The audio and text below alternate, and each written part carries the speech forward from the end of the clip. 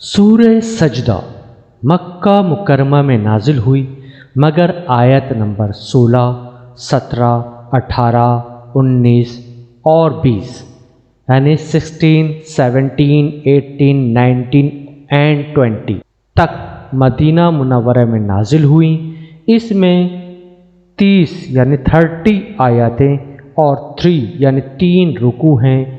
नाजिल होने के एतबार से ये 75 यानी 75 नंबर पर है, लेकिन तिलावत के एतबार से ये 32 यानी 32 नंबर पर है और सूरह मोमिनून के बाद नाजिल हुई है। इसमें 380 यानी 380 कलमात हैं। इसमें 1518 यानी 1518 हुरूफ हैं। तर्जुमा समात कीजिए।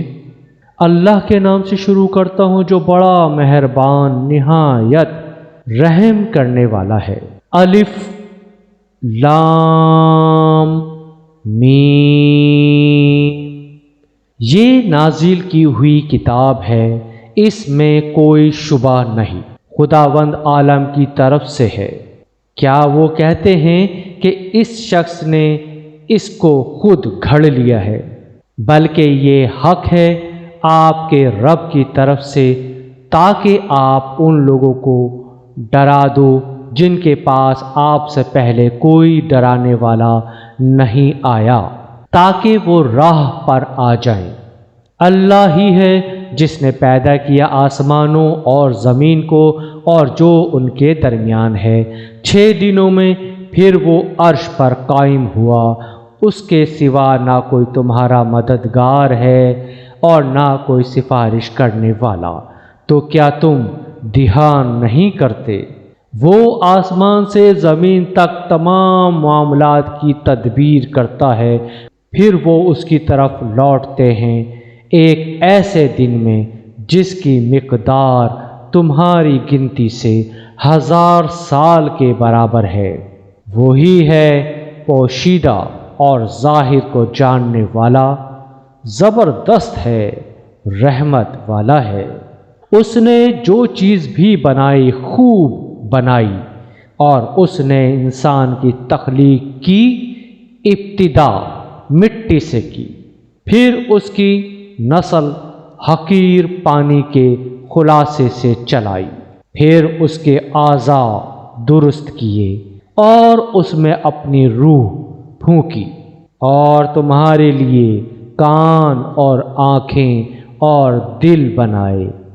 तुम लोग बहुत कम शुक्र करते हो। और उन्होंने कहा कि क्या जब हम ज़मीन में गुम हो जाएंगे तो हम फिर नए सिरे से पैदा किए जाएंगे? बल्कि वो अपने रब की मुलाकात के मुनकिर हैं। कह दीजिए कि मौत का फरिश्ता तुम्हारी जान कब्ज़ करता है जो तुम पर मुकर्रर किया गया है, फिर तुम अपने रब की तरफ लौटाए जाओगे। और काश आप देखो जबकि ये मुजरिम लोग अपने रब के सामने सर झुकाए होंगे।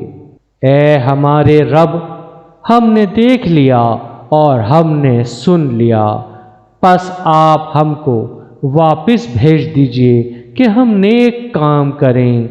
हम यकीन करने वाले बन गए।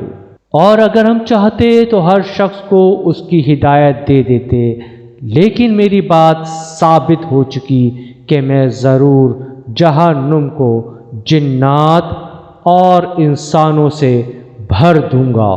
तो अब मज़ा चखो इस बात का कि तुमने इस दिन की मुलाकात को भुला दिया, हमने भी तुमको भुला दिया, और अब अपने किए की बदौलत हमेशा का अजाब चखो। हमारी आयतों पर वही लोग ईमान लाते हैं कि जब उनको उनके ज़रिए याद दहानी की जाती है तो वो सजदे में गिर पड़ते हैं और अपने रब की हम्द के साथ उसकी तस्बीह करते हैं, और वो तकब्बुर नहीं करते।